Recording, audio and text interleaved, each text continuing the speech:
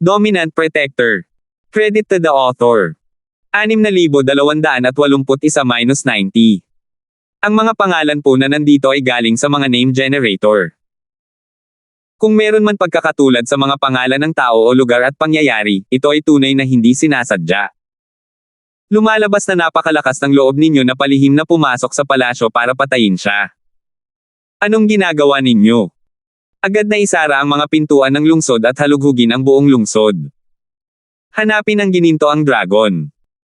Hindi maaaring masyadong malayo ang clone ng lalaking ito sa pangunahing katawan, kung hindi ay kusang maglalaho ito. Dapat ay malapit pa rin siya. Hindi alam ni Yandel na tinangka ng gininto ang dragon na patayin si Terence at ang iba pa, ngunit nasa sabik siyang marinig ito. Nagbigay siya ng utos sa mga gwardya ng White Tiger at sa mga nagpapatrulyang gwardya.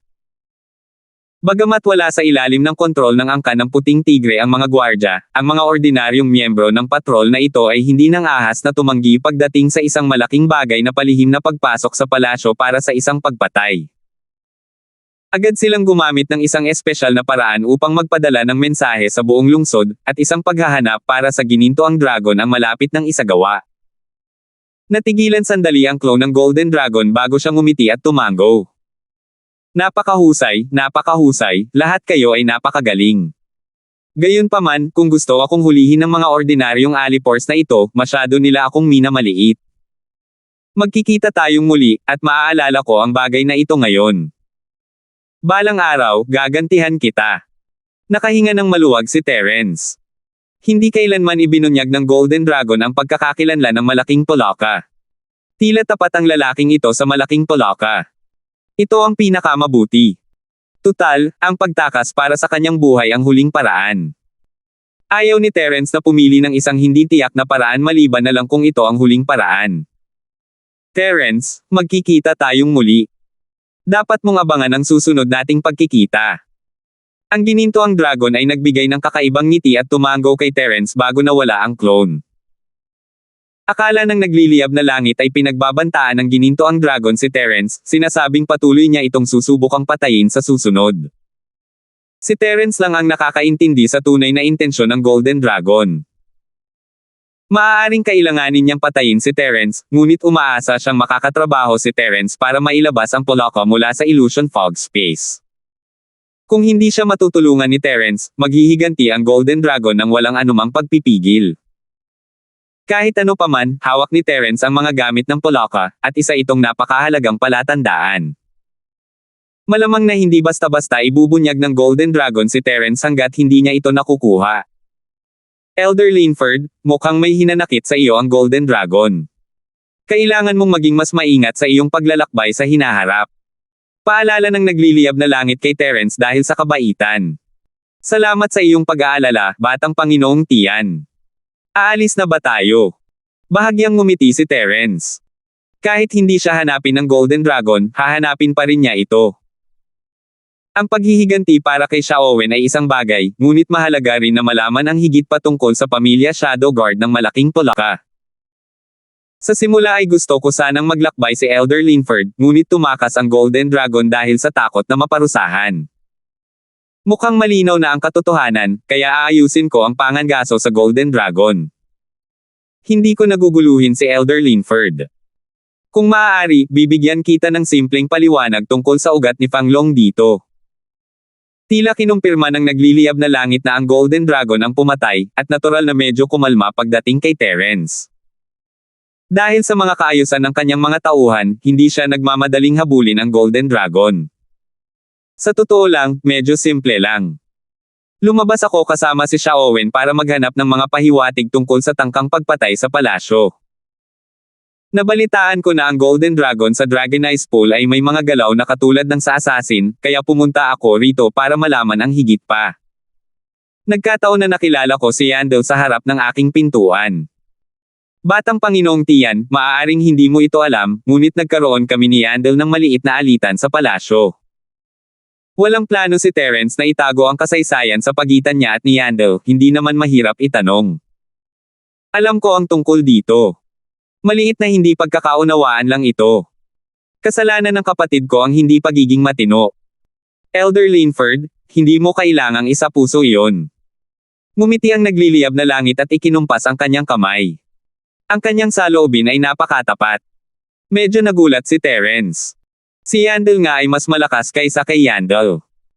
Kung ang personalidad ni Yandel ay katulad ng sa kanyang kapatid, baka hindi pa siya namatay sa pagkakataong ito. Maraming salamat sa pangunawa niyang Master Yandel. Dahil sa maliit na alitan na iyon, nagkaroon tayo ng medyo hindi kanais-nais na engkwentro ngayon. Pagkatapos, isa-isa tayong pumasok sa Dragon Transformation Pool. Noong mga oras na iyon, pinaghihinalaan ko pa nga na si Yandel ang pasimuno nito, pero mukhang masyado akong nag-iisip. Casual na ipinahayag ni Terence ang kanyang mga hinala, ngunit nagulat ang nagliliyab na langit. Ngayon, ang mga may relasyon sa ginintoang dragon ay tiyak na hindi magtatapos ng maganda. Kung may mahuli ang ibong Vermilion at ang berdeng dragon, kahit ang puting tigre ay hindi makakatakas. Tama si Elder Linford, medyo sutil lang si Yandel. Palagi naman niyang nagagawa ang maliliit na bagay, pero hindi siya mangangahas na gawin ang ganito kalaking bagay kahit bigyan mo pa siya ng dalawang lakas ng loob. Mabilis na sumabat ang nagliliyab na langit at sinubukang patawarin si Yandel. Patay na si Yandel, ngunit kung ipipilit pa ni Terence ang puntong ito, wala nang magiging patunay. Kung nariyan ang Vermilion Bird at ang Azure Dragon, anumang maliit na pagkakamali ay mas lalala. Dapat ay nagtagpo na ang landas ni Yandel at ng gininto ang dragon noon pa. Pumasok sila sa Dragon Transformation Pool at tinanggap bilang mga panauhin, habang kami ni Xiaowen ay itinuring na mga kaaway at nakulong sa pormasayo ng Dragon Transformation Pool. Noong una, malamang nawala ang gininto ang dragon sa Dragonized Pool, kaya pinalad kaming mapatay ang isa sa kanyang mga tauhan. Pagkatapos, biglang lumitaw ang lalaking ito. At ang sitwasyon ay lubhang hindi kanais-nais para sa amin. Sa oras na ito, pinangunahan din ni Yandel ang kanyang mga tauhan upang tulungan ang gininto ang dragon na patayin kami. Lahat ng ito ay salamat sa nakatagong trump card ni Xiaowen kaya nagawa naming basagin ang pormasayon at pansamantalang magkaroon ng pagkakataong huminga ng malalim. Ipinaliwanag ni Terence ang buong bagay sa isang simpleng paraan, 70% totoo at 10% mali. Paulit-ulit na tumango ang nagliliyab na langit. Hindi niya alam kung gaano siya naniniwala, ngunit wala siyang makitang anumang pagkakamali rito. Dapat mahulaan ng batang Panginoong Tiyan ang sitwasyon sa oras na iyon. Nang magsanib puwersa ang gininto ang dragon at si Yandel, halos wala na kaming pagkakataong mabuhay ni Xiaowen. Gayunpaman, sa hindi malamang dahilan, biglang inatake ng gininto ang dragon si Yandel. Nabigla si Yandel at agad na napatay. Pagkatapos, nagkaroon ng magulong labanan. Nalipol lahat ang inyong mga tauhan, at dalawa sa mga tauhan ng gininto ang dragon ang namatay. Sinamantala namin ni Xiaowen ang pagkakataong umatake, ngunit si Xiaowen ay napatay ng gininto ang dragon sa huli. Pagkatapos, lahat kayo ay lumapit. Mabuti na lang at nakaligtas ako. Hindi nagbago ang mukha ni Terence habang patuloy siyang nanlilinlang sa nagliliyab na langit, pinuputol ang ilang mga bagay na hindi niya masabi at binabago ang ilang mga katotohanan. Ganito pala. Matagal ko nang alam na ang Golden Dragon ay isang kasuklam-suklam na tao na pabago-bago ang emosyon. Hindi ko inakalang maglalakas loob man lang siyang patayin ang direktang inapo ng ating angkan ng mga puting tigre. Talagang matapang siya. Maraming salamat sa tapat na mga salita ni Elder Linford. Sa hinaharap, kung may oras ka, maaari kang pumunta sa ating angkan ng mga puting tigre bilang panauhin. Aalis muna ako ngayon. Inilahad ng nagliliyab na langit ang kanyang mga kamay kay Terence at umalis kasama ang kanyang mga gwardya. Nang makalayo na sila, mahinang inutusan ng nagliliyab na langit ang gwardya sa tabi niya, ibigay mo ang utos ko, madilim na Tiger Hall, magpadala ka ng mga piling tauhan na may sakripisyo para patayin si Terence. Hindi totoo ang sinabi ng lalaking ito, at natatakot akong may kaugnayan siya sa pagkamatay ni Yandel. Mas gugustuhin pa nating patayin ang maling tao kaysa palayain siya. Opo, batang Panginoong Tiyan. Bahagyang nagulat ang gwardya, ngunit hindi siya nagsalita. Hindi lahat ay kayang pakilyusan ang mga lalaking sakripisyo ng madilim na Tiger Hall. Wala pang isang palad ng mga tao sa angangkan ng puting tigre, at ang nagliliyab na langit ay isa na rito. 6,282. Siyempre, limitadong bahagi lamang nito ang kayang pakilyusan ng nagliliyab na langit, ngunit sapat na ito. Nang lumitaw ang mga lalaking sakripisyo ng madilim na Tiger Hall, ang desisyon ay alinman sa ikaw ang mamamatay o ako ang mamamatay. Normal pa nga para sa kanila ang mamatay ng magkasama. Gayunpaman, walang sitwasyon kung saan ang magkabilang panig ay buhay, kaya hindi sila madaling gagamitin ng angkan ng White Tiger. Tutal, ang halaga ng pagkultibo ng isang lalaking sakripisyo ng madilim na Tiger Hall ay napakataas. Hindi inaasahan ng gwardya na gagamit ang nagliliyab na langit ng isang lalaking sakripisyo ng madilim na Tiger Hall para harapin si Terence. Bilang kaitiwala ng nagliliyab na langit, nag-aalangan ang gwardya. Hindi niya alam kung dapat ba niyang hikayatin si nagliliyab na langit. Tutal, masyadong malaki ang bagay na ito. Kung hindi niya ito hahawak ng maayos, magkakaroon ito ng lubhang negatibong epekto sa katayuan ni nagliliyab na langit sa angkan. Alam ko ang gusto mong sabihin, pero hindi mo kailangang sabihin. Kailangang mamatay si Terence, kahit pa para hayaang mamatay ng mapayapa si Yandel. Malamig na sabi ng nagliliyab na langit. Pagkatapos ay umalis siya nang hindi lumilingon. Sa kabilang banda, nagkaroon lamang ng pagkakataon si Terence na makausap ang mga masters ng halimaw sa dagat pagkatapos umalis ang nagliliyab na langit. Salamat sa tulong mo. Maaari ko bang malaman kung paano ka tatawagan? Magalang na ikinuyom ni Terence ang kanyang mga kamay, kailangan niya maging magalang nang dumating ang lalaki para iligtas siya. Hindi kami masyadong nakatulong, masyadong magalang si Elder Linford. Ngumiti ang isa sa kanila at ikinumpas ang kanyang kamay. Nalinis ni Terence ang pangalan ni Xiaowen, at ang kanilang impresyon kay Terence ay biglang tumaas. Wala na silang anumang sama ng loob dito. Ako si Wen Xiaoyang, at siya naman si Stephen. Nagpakilala ang isa pa kay Terence. Nagulat si Terence. Magkapatid ba ang dalawang Panginoong ito na si Xiaowen Yang? Masyadong magkapareho ang pangalan, di ba? Hindi na kailangang magulat si Elder Linford. Kaming mga halimaw sa dagat ay palaging nagbibigay ng pangalan kung kailan namin gusto, kaya ang mga pangalan ng ilan sa amin ay basta-basta na lang ginawa. Dahil nagkataong magkasama kami noong panahong iyon, ganoon ang tawag sa amin. Hindi naman sa mayroon kaming anumang kadugo. Paliwanag ni Wen Xiao kay Terence, at napagtanto niya ito. Lumalabas walang patakaran sa pagpapangalan sa angkan ng mga halimaw sa dagat. Ito ay isang bagay na lubos na interesante. Marahil ang mga maharlikang angkan na iyon ay magkakaroon ng isang takdang pamana ng apelyido, habang ang mga ordinaryong halimaw sa dagat ay hindi gaanong magiging maingat tungkol dito. Hindi nakakapagtaka na sina Eman at Gusha ay nagmula sa iisang sekta noong unang panahon, ngunit ngayon ay mayroon silang dalawang magkaibang apelyido. Bagamat sila ay mga disipulo ng maharlikang pamilya, dapat ay mayroon silang kaunting kalayaan sa pagpili ng kanilang mga apelyido, tama ba? Ang ganitong uri ng sitwasyon ay napakabihirang mangyari sa sangkatauhan, dahil ang isang pamilya ay umaasa sa kanilang mga apelyido bilang isang nagkakaisang puwersa. Kung ang kanilang mga anak na babae na may asawa ay nagpalit ng kanilang mga apelyido, mas magiging pagtataksil pa ang pagpapalit ng sarili nilang mga apelyido. Tatawagin silang mga bastardo na nakakalimot sa kanilang mga ninuno. Ganito pala. Mukhang interesado kayo sa panitikan. Bahagyang ngumiti si Terence at casual na sumagot. Hindi na niya inabala ang mga pangalan nila at tumalikod na para akayin sila papunta sa palasyo. Ang katawan ni Xiaowen ay aalagaan ni na Stephen at ng iba pa. Hindi na kailangang makialam pa si Terence. Ang kailangan niyang gawin ay humanap ng pagkakataon para ipaghiganti si Xiaowen. Siyempre, ang angkan ng mga halimaw sa dagat ay hindi basta uupo at walang gagawin. Bilang isang bantay sa ganap na yugto ng paghahati ng lupa, para man sa kanyang mukha o iba pa, kailangan niyang humingi ng hustisya. Walang anumang pagkaantala ang tatlo sa pagbalik sa palasyo. Gayunpaman, hindi nila alam na dahil dito, naiwasan nila ang nagliliyab na pagtambang ng langit. Halos kasabay ng pagpasok nila sa palasyo, dumating din ang mga tauhan ng sakripisyo ng madilim na Tiger Hall ng angkan ng puting tigre, ngunit tanging ang kanilang nakikita lamang ay ang pagdaan nilang tatlo sa tarangkahan ng palasyo. Ang mga mandirigmang Daertedai ng madilim na Tiger Hall ay hindi takot sa kamatayan, ngunit hindi rin sila mga hanggal. Alam nila kung gaano kalaking gulo ang aidudulot nila sa kanilang Panginoon kung lalaban sila sa tarangkahan ng Imperial Palace. Kung ikukumpara, mas mabuting maghintay na lang sa susunod na pagkakataon. Pagpasok sa palasyo, dinala ni Wenxiao at Stephen si Terence sa base ng Sea Beast Clan. Pinagtuunan din ni Emma ng pansin ang pag-unlad ng sitwasyon.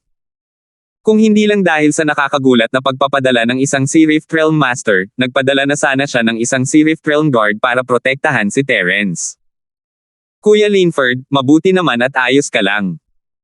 Naghihintay na si Eman sa tabi ng lawa, lumiwanag ang mukha niya nang makita niya si Terence na nakatayo para salubungin ito.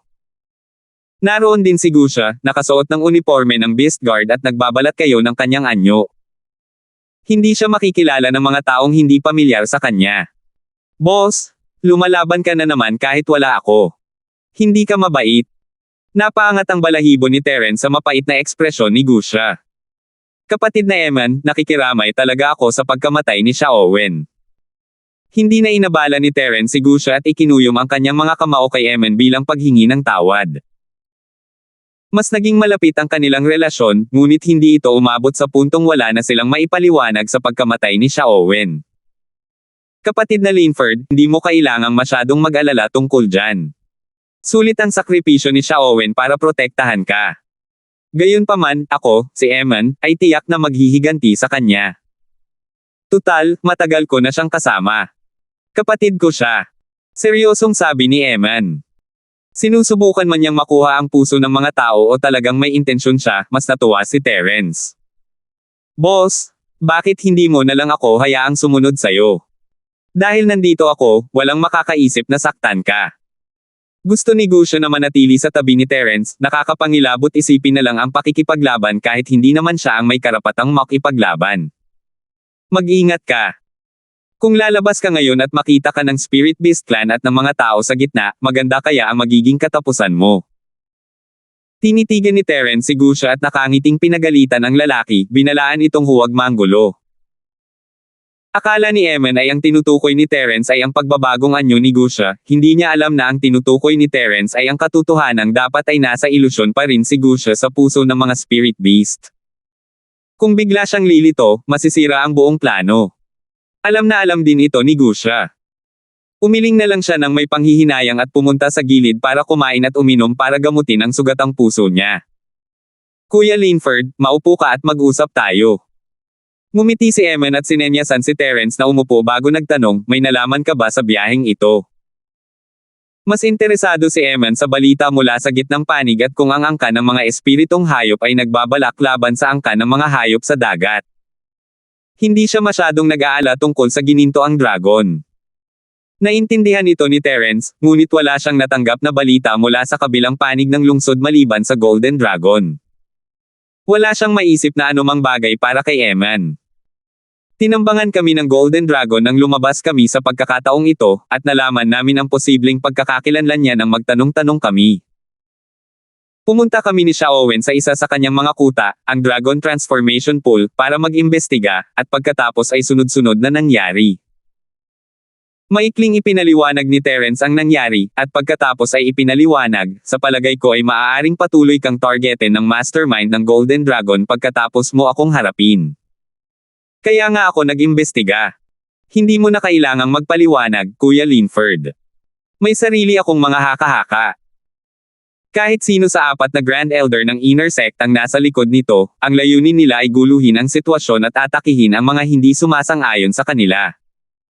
Pagkatapos kong gawin yan sa'yo, ako ang magiging pinakamahusay na target. Malamig na tumawa si Eman. Simula nang malaman niya na ang Spirit Beast Clan at ang Central Clan ay nagtutulungan upang magsagawa ng mga lihim na eksperimento sa mga Jin ng Royal Sea Beast, hindi tumigil ang galit sa kanyang puso kahit isang sandali. 6,283. Kapatid na Eman, tama ka.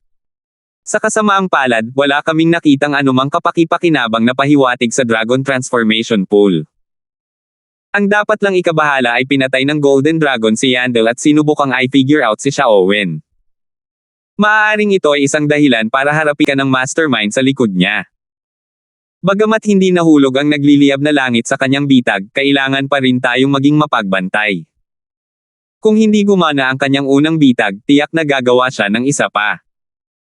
Alam ni Terence na bigla ang pinatay ng Golden Dragon si Yandel para pagtakpan ang balita tungkol sa Pulaka. Kahit na aksidente lang ang ginawa ng Golden Dragon, malamang nasasamantalahin ng mastermind sa likod niya ang pagkakataong ito para harapin ang Sea Beast Clan. Sayang at hindi natin alam kung kailan darating ang ating mga karagdagang sundalo. Ang palasyo ang pinakaligtas na lugar ngayon.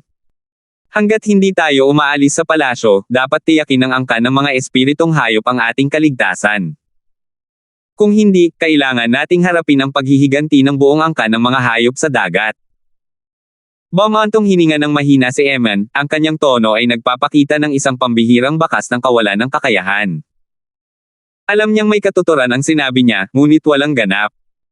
Kung patuloy na gagamitin ng mga espiritong hayop ang gininto ang dragon bilang paraan ng pagpatay, maaaring hindi ito ligtas kahit sa palasyo. Kung si Eman ay pinatay sa palasyo, masasabi ng mga espiritual na halimaw na ito ay dahil sa personal na sama ng loob. Sa pinakamalaki, isang pagkakamali ang hindi pagprotekta kay Eman ng maayos. Hindi ito umabot sa puntong nakipag-away siya sa mga halimaw sa dagat. Gustong umalis agad ni Eman sa Royal City ng Spiritual Beast Clan. Gayunpaman, hindi siya nang ahas na umalis bago dumating ang mga karagdagang sundalo. Labis ang kanyang pagkalito. Tama si Brother Eman. Kung aalis tayo ngayon sa kabisera, bibigyan lang natin ng pagkakataon ang mga kontrabidang iyon na patayin tayo. Mas mabuting maghintay na lang tayo at tingnan natin. Tumango si Terence bilang pagsang-ayon, ngunit iniisip niya kung mahahanap ba ng skyboat na baboy ang ipinagbabawal na lugar ng mga kadena ng kawalan. Nakahanap na siya ng dalawang ipinagbabawal na lugar na may mga cave ng walang laman sa loob ng Royal Palace, ngunit ang natitirang tatlo ay nasa labas ng maharlikang lungsod, hindi madaling mahanap ang mga ito. Hindi pa plano ni Terence na umalis, at mas makakatulong kung mananatili si Eman. Kuya Linford, bakit hindi ka rin lumipat sa bahay ko? Pwede tayong mag-alaga kapag magkasama tayo, biglang mungkahi ni Eman, hindi sigurado kung para ba iyon kay Gusha o kung talagang itinuturing niya si Terence na parang sarili niya. Maraming salamat, Kuya Eman. Gayunpaman, kami ni Junior Marshall Sister na si Ram ay may gawain sa alchemy, at hindi kami maaaring pumunta at umalis ng ayon sa gusto namin. Kung babaguhin namin ang aming tirahan ng kusa, natatakot ako na maakit nito ang atensyon ng Spirit Beast Clan. Sa oras na iyon, hindi ito magiging kapaki-pakinabang para sa amin.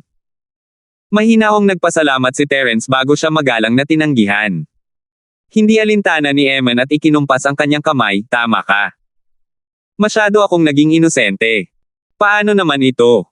Hahayaan ko sina Wenxiao at Stephen na manatili sa tabi mo. Kasama sila, mapipigilan pa rin sila ng mga mamamatay tao ng Golden Dragon Clan ng ilang sandali. Naging mapagbigay si Eman na ibigay kay Terence ang isa sa kanyang malalakas na gwardya sa ganitong pagkakataon. Pinag-isipan ito ni Terence at hindi tumanggi. Mas ligtas nga talaga ang dalawang eksperto sa yugto ng pagbuo ng lupa na ito. Kahit hindi niya isipin ang sarili niya, kailangan niyang isipin ang sitwasyon ni Ramlee. Kung susundan siya ng dalawa, mas madali ang pagpasok sa palasyo. Hinihintay pa rin ni Terence na mahanap ng baboy ang ipinagbabawal na lugar at ihanda ang pormasayo ng teleportasyon para sa malapit na distansya. Nag-usap pa silang dalawa ng ilang sandali, at paminsan-minsan ay sumasali si Gusha. Maganda ang kapaligiran nang dumating ang isang spirit beast para ipaalam sa kanila na may pagpupulong ang mga elder, at iniimbitahan sina Eman at Terence sa meeting hall. Tungkol kaya ito sa Dragon Transformation Pool. Gusto ng White Tiger na humingi ng hustisya para sa sarili nitong angkan. Bahagyang natigilan si Eman, pakiramdam niya ay medyo kakaiba ang tiyempo ng pagkikitang ito. Malalaman natin kapag tiningnan natin. Bahagyang ngumiti si Terence habang papunta siya sa meeting hall kasama si Eman. Gusto rin sanang sumunod ni Gusha ngunit tinanggihan siya ng dalawa. Bagamat nagbalat kayo ang lalaking ito, isa lamang siyang maliit na karakter sa simula ng bundok. Ano pa ang silbi ng pagsunod sa kanya? Kahit na gusto ni Eman na magdala ng bantay, tiyak na magdadala siya ng isang malakas. Nagsama nga si Eman ng isang eksperto sa paghahati ng entablado sa dagat. Matapos ang tangkang pagpatay ng Golden Dragon, hindi na siya nang ahas na maging masyadong pabaya, kahit na nasa palasyo sila ng mga spirit beast. Naghihintay na si Dimitri sa loob nang dumating si Terence. Dali-dali siyang tumayo upang batiin sina Terence at Eman, ngunit isang hindi natural na ekspresyon ang sumilay sa mukha ng matanda. Halos hindi ito mapansin ni Terence kung hindi siya magbibigay pansin. Elder Zing, maaga ka. May nangyari ba? Umupo si Terence sa tabi ni Dimitri at casual na nagtanong. Walang nangyari. Mabilis na umiling si Dimitri para itanggi ito. Sa pagkakataong ito, napakaganda ng ekspresyon ng kanyang mukha, at hindi siya nagpakita ng kahit kaunting abnormalidad. Mas mabuti kung hindi mo gagawin. Kung may mangyari man, huwag mong kalimutang sabihin sa akin ng maaga. Kung may mangyari man at masira ang pagkakataong iligtas ang apo at pinsan mo, huwag mo akong sisihin. Tiningnan ng malalim ni Terence si Dimitri, binibigyan ito ng babala. Oo. Elder Linford, huwag kang mag-alala. Alam ko na ang gagawin ko. Tumango si Dimitri at sumulyap kay Eman, na nasa kabilang panig ni Terence. Walang nakakaalam kung ano ang iniisip niya. Bago pa man makapagsalita si Terence, nakasunod na sa likuran niya ang lalaking nasa gitna. Hindi namamalayang tumayo si Dimitri para salubungin siya, ngunit nang maalala niyang nasa tabi niya lang si Terence, nanigas ang kanyang katawan. Hindi niya alam kung dapat ba siyang tumayo o umupo. Mabuti na lang at walang pakialam ang lalaking may itim na sombrerong kawayan sa kanya. Dumiretso siya at umupo sa bakanting upuan. Wala siyang balak makipag-usap sa iba. Napangiti si Dimitri ng alanganin at tahimik na naupo. Nagkatinginan sina Terence at Eman at pumikit. Pagkatapos ng 12 paghinga, bumalik ang 4 na elder ng inner sect at umupo. Tinapik ni Red Sparrow ang mesa, hudyat para kay Terence at sa iba pa na makinig. Ang pagpupulong ngayon ay napakasimple lang. Gusto lang naming ipahayag ang desisyon. Sumulyap si Red Sparrow kay Terence at sa iba pa nang walang ekspresyon bago sumandal sa kanyang upuan. Elder Asher Dragon, ikaw ang magpaliwanag. Kumunat ang noo ni Terence, talagang marunong magpanggap ang Vermilion Bird na ito. Kung gusto niyang sabihin sa kanya ng Asher Dragon, dapat ay tumahimik na lang siya at sinayang ang oras ng lahat. Sige, ang desisyon na iaanunsyo ko ngayon ay ang pagwawakas ng konseho ng mga nakatatanda sa Outer Hall. Ang 4 na nakatatanda sa Outer Hall ay agad na aalis sa kabisera at magpapadala kami ng mga eksperto para samahan kayo sa inyong destinasyon. Ibinaba ni Green Dragon ang kanyang mga mata, itinatago ang kanyang ekspresyon. Kalmado ang kanyang tono, ngunit ang anunsyo ay nayanig sina Terence at ang iba pa. Elder Asher Dragon, ang konseho ng mga elder ng panlabas na bulwagan ay mabubuwag na. Hindi ba't labis itong biro? Alam ba ito ng hari?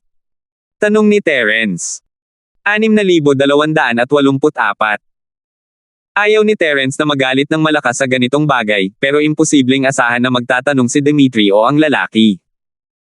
Hindi angkop para kay Emma na magtanong, kaya kinailangan niyang tanungin ang sarili. Ayaw pa niyang umalis ng kabisera, hindi mahalaga kung ayaw niyang maging isang elder ng Outer Hall, pero paano niya mahahanap ang ipinagbabawal na lugar ng Void Chains kung aalis siya sa kabisera?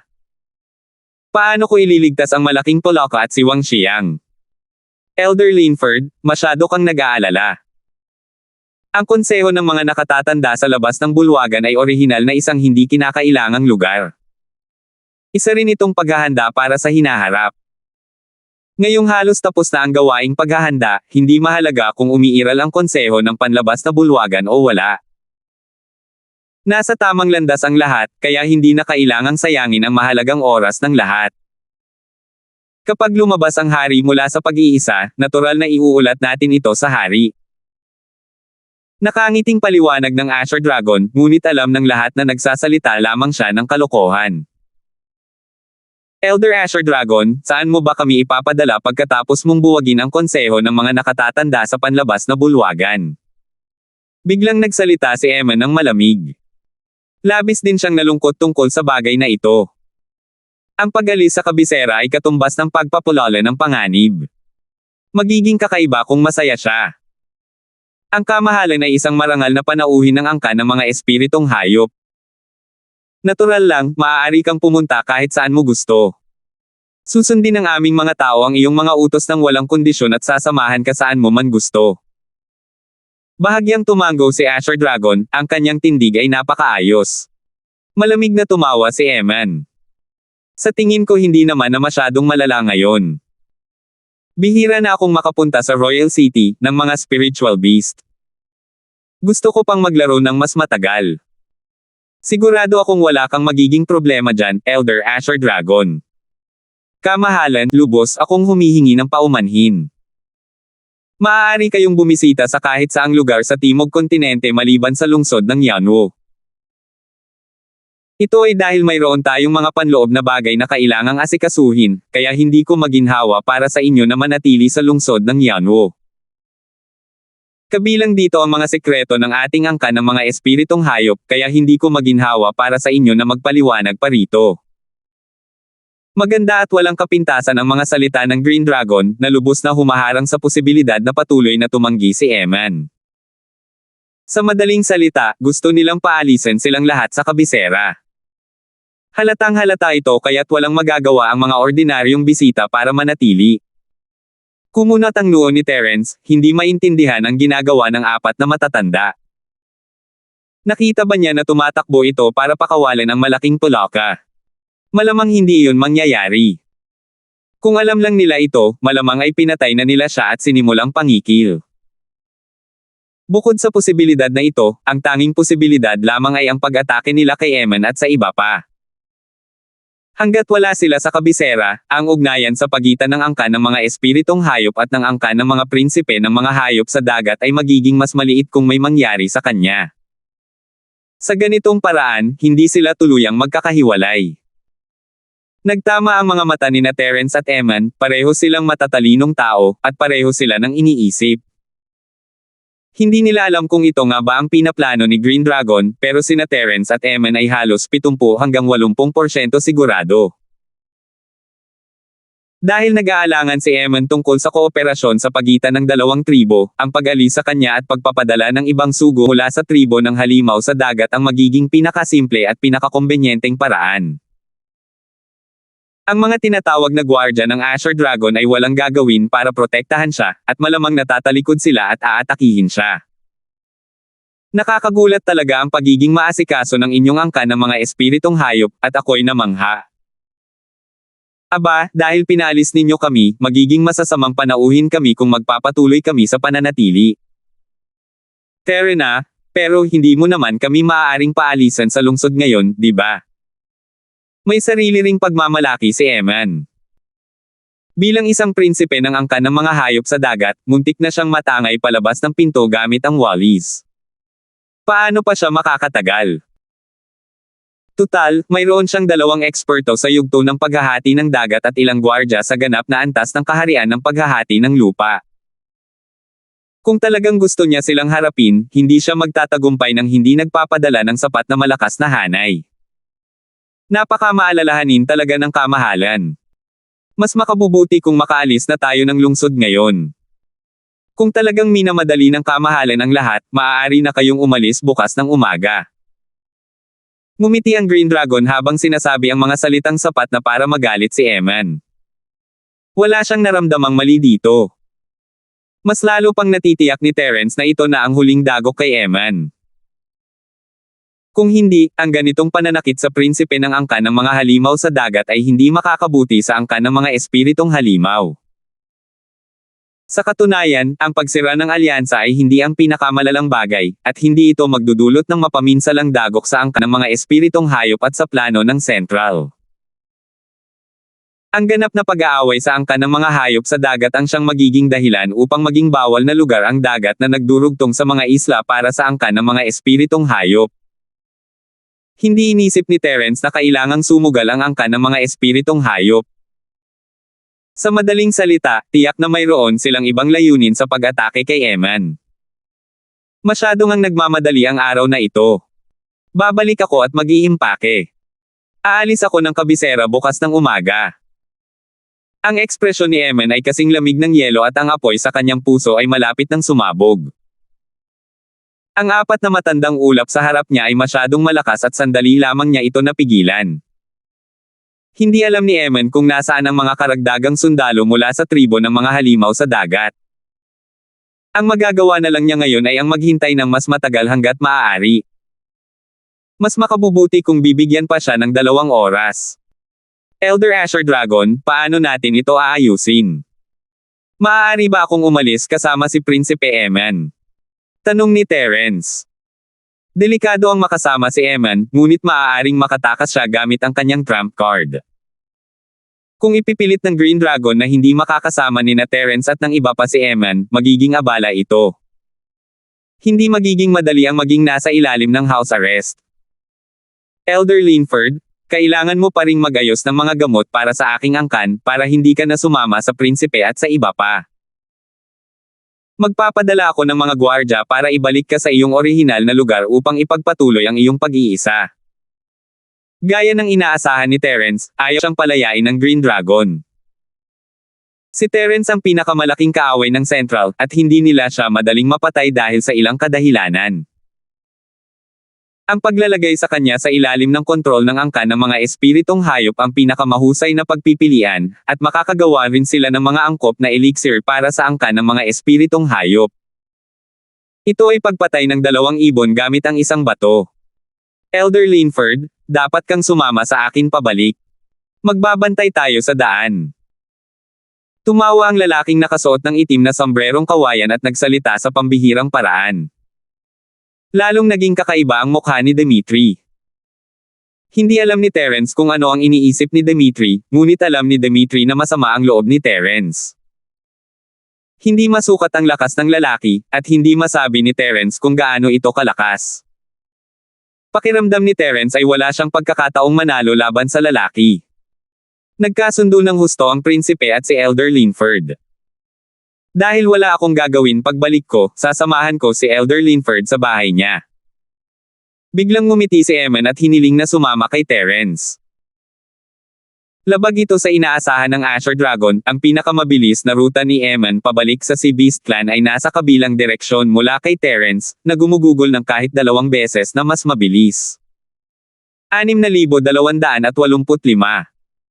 Pero nasabi na niya, maliban sa pagpunta sa palasyo, pwedeng pumunta si Eman kahit saan niya gusto, at pwede rin siyang sumama kay Terence. Mabuti naman at gusto ng kamahalan na tingnan ang katimog bahagi ng isla. Napagdesisyonan na. Aalis na tayo bukas ng umaga. Mag-aayos ako ng mga taong maghahatid sa inyo. Hindi masyadong nagsalita ang Asher Dragon, na para bang wala siyang pagtutol sa desisyon ni Eman. Salamat sa iyong pag-aalala, Elder Green Dragon. Ngumiti si Eman. May katuturan ng biglaang desisyon niyang sumama kay Terence. Mas malayo siya sa mga karagdagang tauhan ng kanyang angkan ng mga halimaw sa dagat. Kung aalis siyang mag-isa, tinansya ni Eman na mamamatay siya bago pa man niya makaharap ang mga karagdagang tauhan ng lahi ng halimaw sa dagat. Sa kabilang banda, ang paglalakbay kasama ang lalaking nasa gitna na may itim na sombrerong kawayan ay tila mas mapanganib, ngunit sa katotohanan, ang kabilang panig ay magkakaroon ng mas maraming pag-aalinlangan kung gusto nilang gumawa ng hakbang.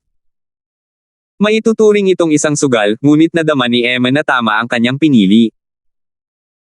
Bukod pa rito, ang pagsunod sa lalaking may itim na sombrerong kawayan ay maaaring makatulong upang mas madali para sa kanya na malaman ang balak ng Central. Ngayong tapos ko ng pag-usapan ng tungkol sa Asher Dragon, may pribadong bagay akong itatanong kay Elder Linford. Dilat na dilat ang mga mata ng White Tiger habang matalim itong nakatingin kay Terence. Matatanda ng White Tiger, pakiusap sabihin mo ang iyong nasa isip. Sasabihin ko sa iyo ang lahat ng alam ko. Ngumiti si Terence at magalang na ikinuyom ang kanyang kamao. Sa katunayan, nahulaan na ni Terence na malamang na magtatanong ang The White Tiger tungkol sa pagkamatay ni Yandel sa Dragon Transformation Pool. Tutal, siya ay direktang inapo ng The White Tiger Clan, at walang paraan para baliwain niya lang ito. Nagpadala sa akin ng mensahe ang nagliliyab na langit na nagsasabing namatay si Yandel sa kamay ng gininto ang dragon. Malamang na ang gininto ang dragon ang mamamatay tao na nagtangkang pumatay sa iyo sa palasyo. Ikaw lang ang saksi maliban sa gininto ang dragon. Ano nga ba ang nangyari? Gaya ng inaasahan, gustong magtanong ng puting tigre tungkol kay Yandel. Hindi nagulat si Terence. Matatanda ng White Tiger, nasabi ko na kay Young Master Yandel ang lahat ng kailangan kong sabihin. Dapat sana ay iniulat niya ito sa iyo, hindi ba? Iniisip ko kung mayroon bang hindi maintindihan ng matandang iyo na kailangan kong ipaliwanag. Huwag kang mag-atubiling sabihin ito. Hindi nag-atubiling ulitin ni Terence ang nangyari sa Dragon Transformation Pool, ngunit sinasabi sa kanya ng kanyang likas na ugali na tila ayaw malaman ng White Tiger ang tungkol dito. Tunay ngang naiulat sa akin ng nagliliyab na langit ang ulat ni Elder Linford. Ang gusto kong malaman ay kung sa tingin mo ba ay may kaugnayan ang pagpatay ng Golden Dragon kay Yandel sa pagpatay sa palasyo. Simula nang mangyari ang insidenteng ito, nagpadala na ako ng mga tao sa lahat ng dako upang mangalap ng impormasyon. Malamang na pinaghihinalaan ni Yandel ang pagkakakilanlan ng Golden Dragon at sadyang pumunta sa Dragon Transformation Pool upang mag-imbestiga. Naramdaman ng Golden Dragon na may mali at bigla siyang pinatay. Elder Linford, sa tingin mo ba ay makatwiran ang hula ko? Biglang binago ng White Tiger ang usapan at ibnalik ang usapin sa pagpatay sa palasyo. Kung tungkol sa kung sino ang nagdirekta sa pagpatay sa palasyo, wala pang conclusion. Sinabi ito ng puting tigre dahil ginamit niya ang pagkamatay ni Yandel para makaiwas sa pangyayari. Kung hindi alam ni Terence ang motibo ng Golden Dragon, malamang ay pinaghihinalaan niya na nagkamali siya ng paghusga kay Yandel matapos marinig ang mga salita ng White Tiger. Gusto ba talaga niyang imbestigahan ang Golden Dragon? Iyon ba ang dahilan kung bakit siya pinatay? Napakamakatwiran. Sayang at wala akong nakitang matibay na ebidensya para patunayan ang mga sinabi ng Elder ng White Tiger. Ngumiti si Terence ng mapanokso. Tila hindi maiiwasan ang panloob na alitan ng angkan ng mga espiritong hayop, at natuwa siyang makita ito. Tila walang masyadong pakialam ang puting tigre sa pagkamatay ni Yandel. Sa halip, lubos itong nakatuon sa paggamit nito bilang pagkakataon upang atakihin ang kanyang kalaban. Elder White Tiger, bagamat ang pagkamatay ni Yandel ay itinuturing na isang panloob na usapin ng inyong angkan, masasabi rin itong usapin ng buong angkan ng mga espiritong halimaw. Tungkol naman sa katotohanan, kailangan nating alamin ang katotohanan. Iniutos ko na ang lahat ng puwersa sa loob at labas ng kabisera ay gagawin ng lahat para hulihin ang ginintoang dragon. Naniniwala ako na ang taong ito ay hindi makakatakas ng ganoon kadali. Walang pagmamadali na nagsalita ang ibong Vermilion, na nakakuha ng atensyon ng lahat sa kanya. Sumanghal ang puting tigre. Malinaw na hindi nito nagustuhan ang mga salita ng ibong Vermilion. Karamihan sa mga gwardya sa kabisera ay nasa kamay ng ibong Vermilion. Mahirap talagang sabihin kung mahuhuli nila ang ginintoang dragon. Elder Linford, hindi kumpleto ang balitang natanggap ko. Maaari mo bang ilarawan ng detalyado ang nangyari sa Dragon Transformation Pool? Ngumiti si Asher Dragon kay Terence pagkatapos ng Vermilion Bird. Mabait naman ang kanyang ugali. Walang problema. Magsisimula ako noong inambush ako ng Golden Dragon pagkatapos kong umalis sa palasyo. Inulit ni Terence ang sinabi niya nang nagliliyab sa langit. Walang ekspresyong nakinig sina Asher Dragon at ang iba pa at walang imak. Iyon ang nangyari. Kung hindi dumating ang mga karagdagang sundalo sa tamang oras, natatakot akong mapatay na ako ng Golden Dragon. Sabi ni Terence, medyo natatakot pa rin. Kung ganoon, gusto ni Yandel na makipagsanib puwersa sa ginintoang dragon para harapin ka muna. Sa huli, siya ang napatay ng ginintoang dragon. Hindi mahina ang kakayahan ng Berdeng Dragon na humanap ng kalaban, at agad niyang naunawaan ang mahalagang punto.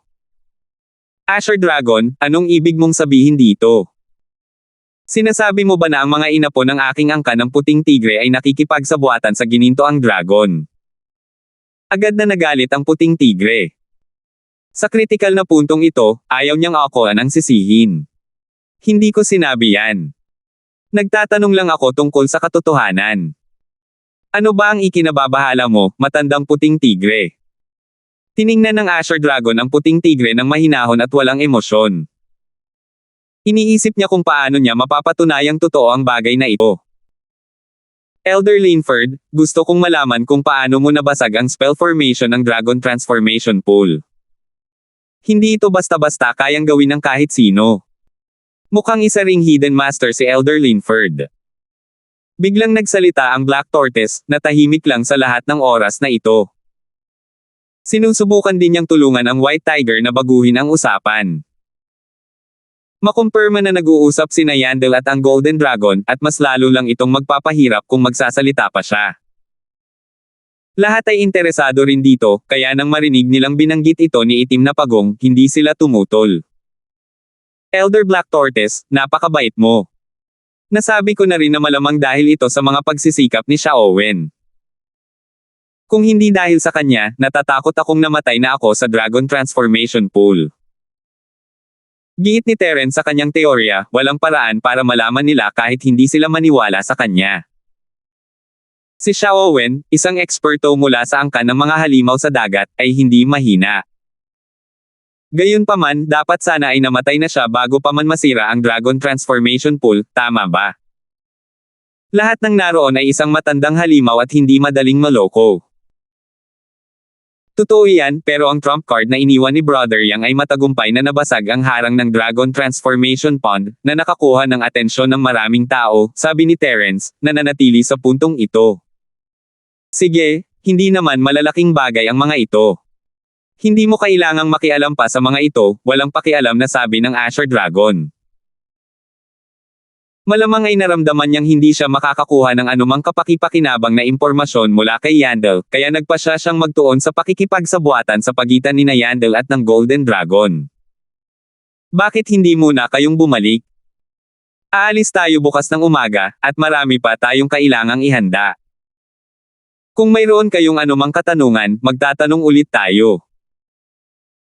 Mabagal na nagsalita ang Itim na Pagong, ang ibig sabihin ay paalisan muna ang mga tagalabas at mas makabubuting lutisin nila ang mga panloob na usapin ng sila-sila lang. 6,286. Hindi tumutol ang ibong Vermilion at ang Berdeng Dragon. Alam na nila ang nangyayari, kaya hindi na nila kailangang makipagtalo pa sa harap ng mga tagalabas. Kung ganoon, aalis muna tayo. Bahagyang ngumiti si Terence habang tumatayo at pinagsalikop ang kanyang mga kamay. Para sa kanya, sapat na iyon para guluhin ang lahat. Tumayo rin si Eman at umalis. Hindi nang ahas na magtagal si Dimitri, kaya mabilis siyang yumuko at umalis. Tanging ang lalaking nakasuot ng itim na sombrerong kawayan ang nakaupo ng tahimik, na parang may sasabihin pa siya.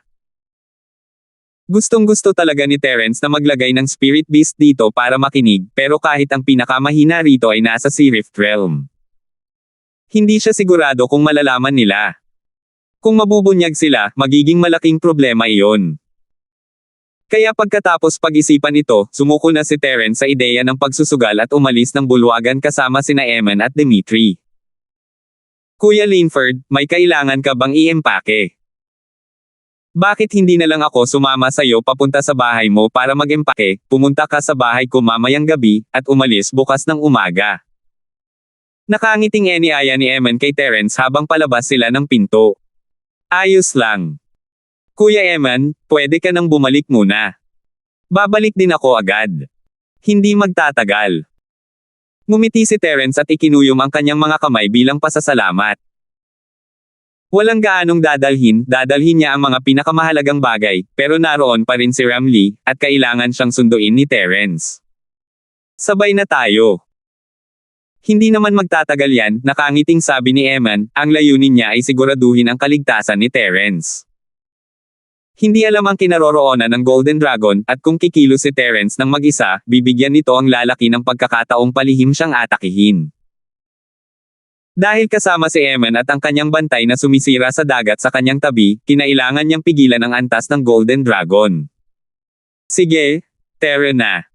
Umiling si Terence at hindi na nagpumilit. Dinala niya si Eman at ang mga gwardya nito sa kanyang bahay. Nakita ni Dimitri na walang pumupuna sa kanya, kaya dali-dali siyang lumapit at ngumiti. Kamahalan, Master Linford, sa tingin mo ba ay dapat akong manatili sa inyo? Aalis ako sa kabisera kasama ninyo bukas. Elder Zing, hindi ba kailangan mong maglinis? Bakit hindi ka muna bumalik sa sarili mong tahanan at makipagkita sa amin bukas ng umaga? Walang pakialam na sinulyapan ni Terence si Dimitri, minamaliit ang lalaking ito na may dalawang mukha. Hindi niya maaaring paalisin si Dimitri ngayon kung hindi ay matagal na siyang pinalayas ni Terence. Nakakainis talaga siya sa paningin. Hindi. Pumunta ako sa Timog Kontinente nang walang gaanong dala at wala akong dala, kaya malaya akong bumalik at bumalik. Hindi ko na kailangang bumalik pa. Sasama ako sa iyo. Napakakapal ng balat ni Dimitri. Agad niyang sinamantala ang pagkakataon at iginiit na tumira sa isang lugar. Umalis ka. May karapatan ka bang magsalita sa harap ng prinsipeng ito? Gusto mo bang mamatay? Biglang nanlaki ang mga mata ni Eman sa galit at sinimulan niyang pag-alitan si Dimitri. Sa sandaling ito, muling ipinakita ni Eman ang kanyang paunang malakas at malamig na ugali. Ang pagkainip sa kanyang ekspresyon ay nagparamdam kay Dimitri na papatayin siya ni Eman anumang oras. Pawis na pawis ang likod ni Dimitri. Nakaharap siya sa prinsipe ng angkan ng mga halimaw sa dagat.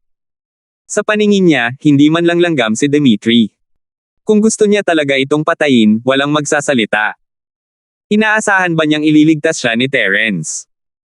Walang imek, agad na tumango si Dimitri at tumalikod para umalis. Hindi niya kailanman gagawin ang bagay na gaya ng pagsusumamo ng kamatayan.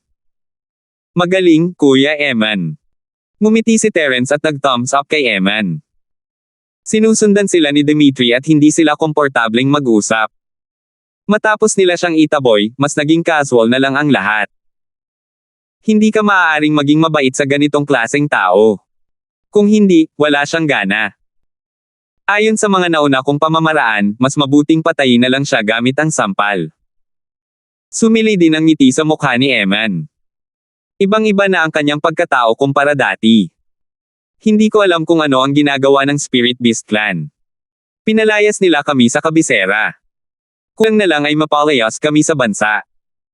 Binago ni Terence ang usapan at umalis sa kabisera, at naging seryoso ang ekspresyon ni Eman.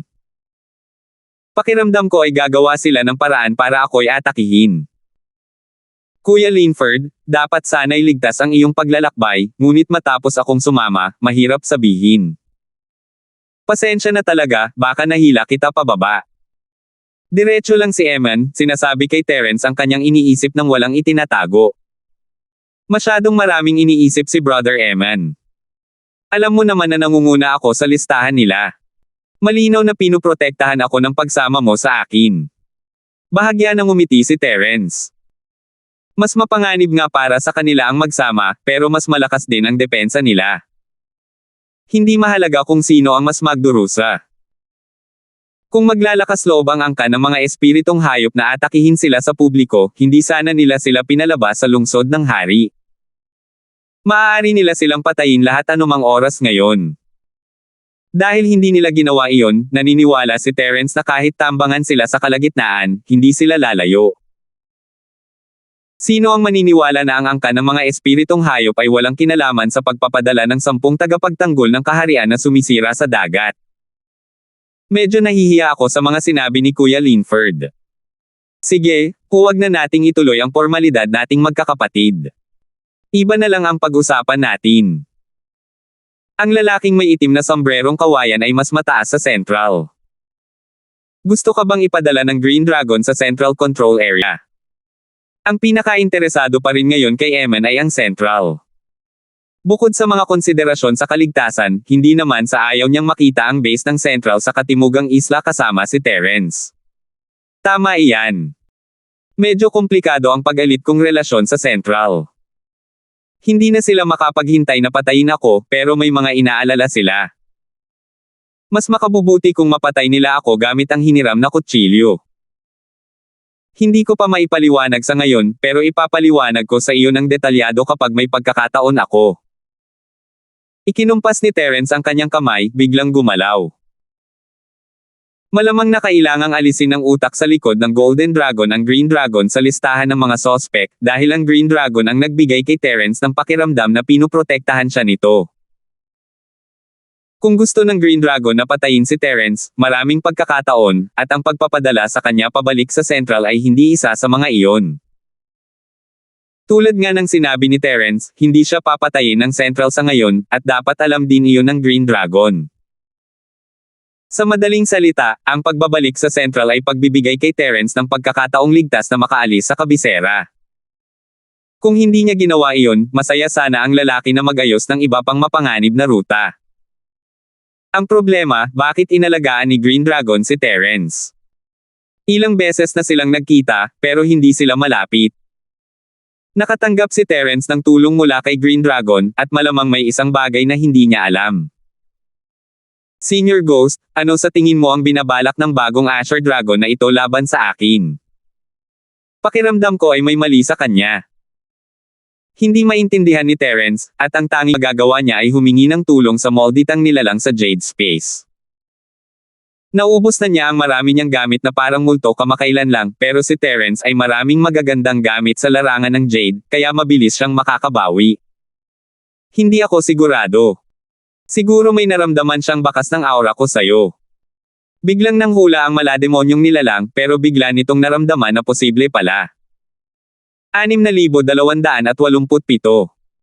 Hindi ba't sinabi mong walang kinalaman sa iyo ang bagong Azure Dragon? Kahit pa maramdaman niya ang aura mo, hindi kanya ipagmamalaki at aalagaan, di ba? Kumunat ang noo ni Terence, sa tingin niya ay wala namang halaga ang mga sinabi ng multo. Teka, pag-iisipan ko. Parang may nakalimutan ako. Ano ba yon? Tama. Baka naramdaman talaga ng bagong Azure Dragon na to ang aura ko, kaya sinasadya niyang protektahan ang buhay mo. Natatawang tumawa ang nakakatakot na nilalang. Halatang may bago itong naisip. Anong ibig mong sabihin? Huwag mo kaming pag-alalahanin. Malungkot na sabi ni Terence, ngunit lihim siyang natutuwa. Habang dumarami ang mga bagay na naaalala ng multo, mas makakatulong ito sa kanya. Hindi ko lang naisip yun, hindi naman sa nakalimutan ko. Paliwanag ng molditang iyon, natatakot na baka sabihin ni Terence na may mahina siyang memorya. Ang mana ng 4 na elder ng inner sect ay hindi maaaring ganap na manahin sa pamamagitan lamang ng isang random na titulo. Bukod sa angkop na talento at bloodline, dapat ay mayroon ding mana ng naunang elder. Siguro naramdaman ng batang iyon ang aura ko, kaya binigyan kanya ng espesyal na atensyon. Sa kasamaang palad, nasa Jade Space ako, at hindi niya mahanap ang kahit anong item ko. Siguro ay kakaiba siya, di ba? Natigilan si Terence sa maangas na tawa ng multo, ngayon lang ito nakapagsabi sa kanya ng isang napakahalagang bagay. Tila seryoso na ang mga sintomas ng pagkawala ng memorya. Ang magandang balita ay sa wakas ay umuunlad na ito sa isang maayos na direksyon. Ang kakayahang makaalala ang pinakamahusay na patunay na unti-unti na itong nakakabawi. Senior Ghost, kailan mo sa tingin nagsimulang maramdaman ng Green Dragon ang aura mo? Ang West Island. O sa pagkakataong ito sa Windarksea area. Pinaghihinalaan pa nga ni Terence na natuklasan siya noong unang beses na pumunta siya sa Southern Island, ngunit napakaliit ng posibilidad. Kung ganoon nga, hindi sana siya makakatakas sa Southern Island. Tinatanong mo ako. Paano ko malalaman? Matuwid na sabi ng malademonyo, kung mananatili ako sa espasyo ng Jade, paano ako mahahanap ng batang iyon? Lahat ng iyon ay dahil sa nakakadismaya ka, palagi kang humihingi ng tulong sa akin. Kaya nga may mga pagkakataon na inilalabas ko ang aking aura at iniiwan ko ito sa iyo ng ilang sandali. Paano mo sa tingin ko nalaman kung kailan ako nahanap ng batang iyon? Napangiti ng mapait si Terence sa sarili, lagi siyang ginugulo ng lalaking ito, at sinabi lang niya na hindi niya alam. Kung natuklasan na ng Azure Dragon ang aura mo, ibig sabihin ba noon ay natuklasan na rin ito ng Vermilion Bird at ng iba pa? Kung gayon, bakit nila tayo pinakawalan? Sumuko na si Terence sa nauna tanong at matalinong binago ang kanyang direksyon. Natatakot ako na ang Azure Dragon lang ang mas sensitibo sa aura ko. Mas malakas sina Vermilion Bird at ang iba pa, pero hindi sila madaling matukoy.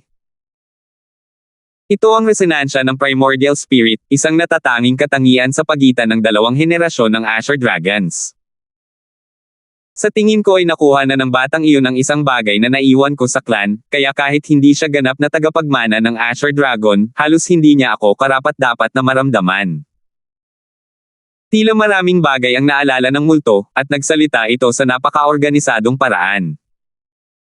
Senior Ghost, ano ang nakuha ng Azure Dragon na iyon mula sa iyo? At ano pa ang mayroon ka na kailangan niya ngayon?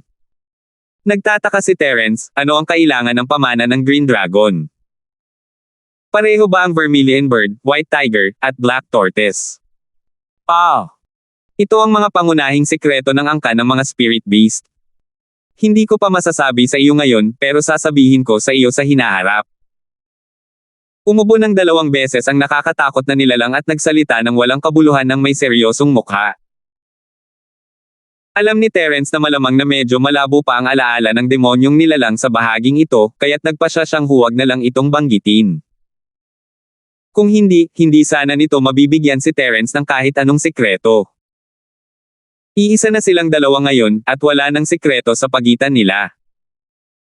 Sa buong angkan ng mga espiritong hayop, maliban sa tunay na lahi ng hari, wala nang ibang pakialam ang demonyong nilalang. Ang pagpapalitan ng kanilang kamalayan ay natapos sa isang iglap, at hindi na nagtanong pa si Terence tungkol dito, hinayaan na lamang ang multo na ayusin ang mga alaala nito. Bumalik siya sa bulwagan pagkatapos ng maikling pag-uusap kay Eman. Katatapos lang ni Ramlee sa pagpino at hinihintay si Terence. Maikling ipinaliwanag ni Terence ang sitwasyon at hiniling kay Ramlee na sundan siya hanggang sa himpilan ng halimaw sa dagat. Aalis sila ng palasyo kinabukasan ng umaga, at walang anumang pagtutol si Ramlee. Ang mga mahahalagang bagay ay nakatago lahat sa storage bag, kaya hindi na kailangang mag-aksaya ng oras sa pag-iimpake. Bumalik ang grupo sa palasyo ng Sea Beast Clan nang hindi nakaranas ng anumang aberya. Marahil ay nakabalik na ang lahat ng paghahanda, kaya hindi na nila kailangang gumawa ng anumang karagdagang pagsasaayos sa palasyo. Gayunpaman, hindi naglakas loob na maging pabaya sina Terence at ang iba pa at naghanda pa rin ng mahigpit na depensa. Mabuti na lang at medyo mapayapa ang gabi. Kinabukasan, nagdala ang Azure Dragon ng isang grupo ng 20 eksperto sa mga espiritong halimaw sa kampo ng angkan ng mga halimaw sa dagat, handang personal silang paalisan sa lungsod. Isang karangalan para sa akin na personal tayong paalisan ni Elder Azure Dragon. Nang makita ni Eman ang Azure Dragon, ngumisi siya. Malaking bagay na umalis na ang kanyang kamahalan sa kabisera. Tama lang na paalisan siya ng Azure Dragon. Dapat sana ay darating din ang Elder ng Vermilion Bird, ngunit may nangyari at hindi siya makaalis sa ngayon. Ako na ang bahala dito ngayon. Ngumiti ang Azure Dragon na parang hindi niya narinig ang pangungutya sa mga salita ni Eman at nagsalita sa katamtamang bilis. Kumunat ang noo ni Terence, matagal na siyang alerto simula nang malaman niyang malamang na nag-aalala ang Green Dragon tungkol sa kakaibang aura na nasa kanya. Nakaramdam siya ng spirit sense na dumaloy sa kanyang katawan noon, at maging ang kanyang storage bag ay hindi pinalampas. Kung hindi siya nagbigay pansin, hindi sana napansin ni Terence ang bakas ng spirit sense na ito. Gaya ng inaasahan, hindi pa rin sumusuko ang Green Dragon sa paghahanap ng mga clue tungkol sa dating Green Dragon na nasa kanya. Sa kasamaang palad, babalik siyang bigo sa pagkakataong ito. Ligtas at maayos naman ang multo sa Jade Space, at walang makikitang kakaiba ang Green Dragon. Mga nakatatanda, abala kayong lahat. Hindi ako maglalakas loob na abalahin kayo. Magpaalam na tayo. Walang ekspresyong ikinuyom ni Eman ang kanyang mga kamay at tumalikod upang umalis kasama ang kanyang mga gwardya at si Terence. Matagal nang naghihintay si Dimitri sa pinto. Hindi siya nang ahas na tawagin ang pinto dahil natatakot siya kay Eman. Nang makita niya silang palabas, mabilis siyang lumapit at yumuko ng may papuri. Pagkatapos, sinasadya niyang sumunod sa grupo. Galit sa amin ang kamahalan. Patawarin po ninyo kami sa aming hindi magandang pagtanggap sa pagkakataong ito. Kung may pagkakataon pa sa hinaharap, tiyak na hihingi kami ng paumanhin sa kamahalan. Hayaan ninyong makaalis kami ng lungsod ngayon din. Hindi alintana ng Green Dragon ang naging reaksyon ni Eman, at patuloy pa rin siyang ngumiti at nakipag-usap kay Eman, na ikinagulat ni Terence. Kahit ano paman, kung gusto siyang paalisin ng Azure Dragon, hindi siya maaaring tanggihan ni Eman.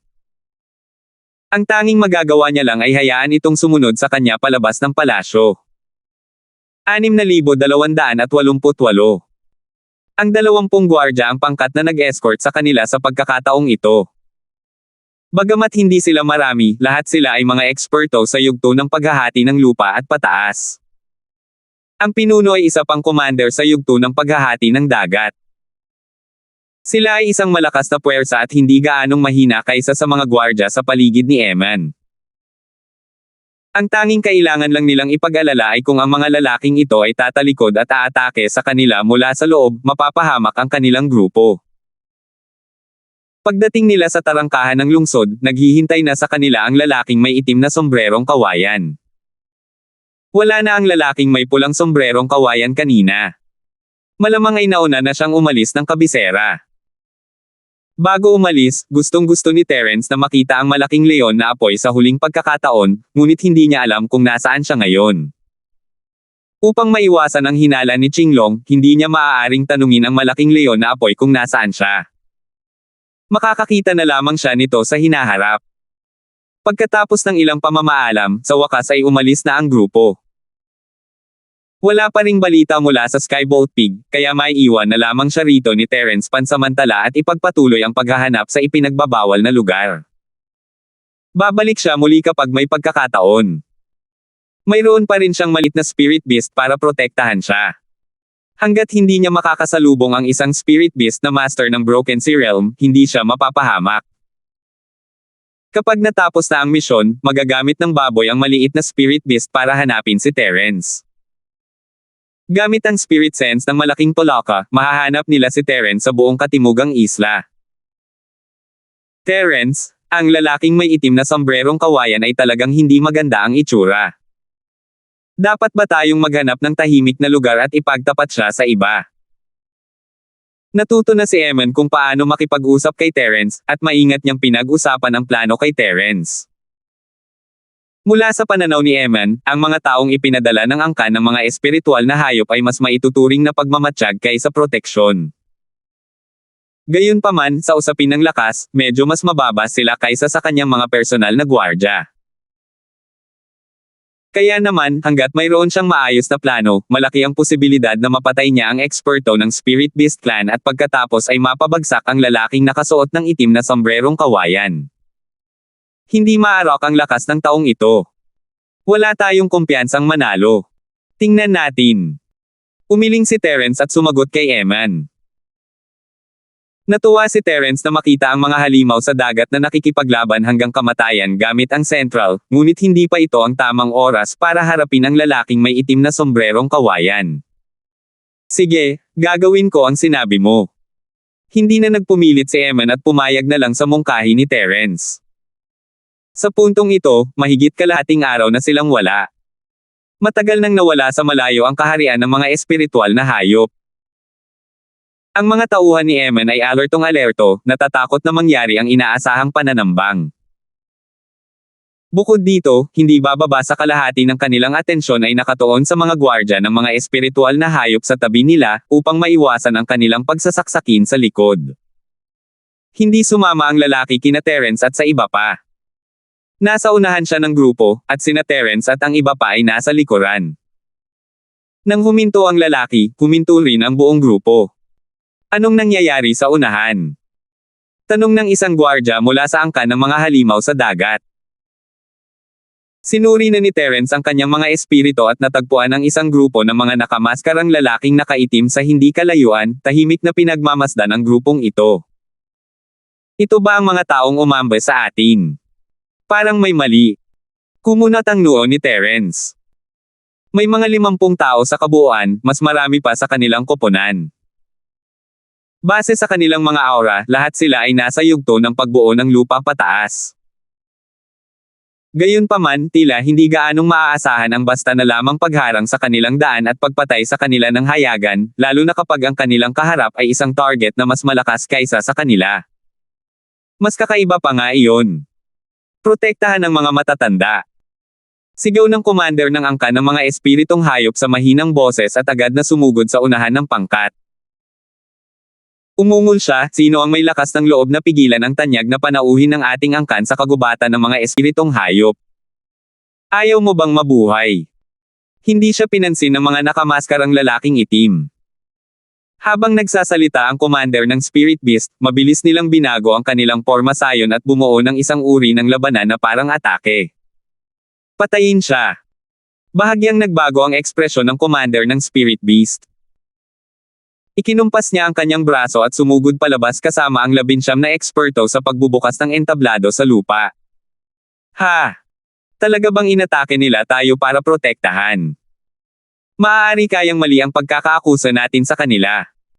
Medyo natigilan si Eman at hindi alam kung dapat ba niyang hayaang sumunod sa kanila ang kanyang mga gwardya. Gayunpaman, dahil sa kaya niyang pahinin ang lakas ng mga gwardya ng mga espiritual na halimaw at pigilan ang kanilang mga susunod na aksyon, iwinaksi ni Eman ang ideyang ito at nagpatuloy sa pag-upo sa bundok at pinanood ang laban ng mga tigre. Kapatid na Eman, mag-ingat ka sa iyong depensa. Hindi porket sumugod ka para lumaban ay ibig sabihin na pinoprotektahan mo kami. Baka isa lang itong pag-arte. Babala ni Terence habang inilalahad ang kanyang spirit sense sa kaliwa, kanan, at likod para tingnan kung may iba pang mga pagtambang.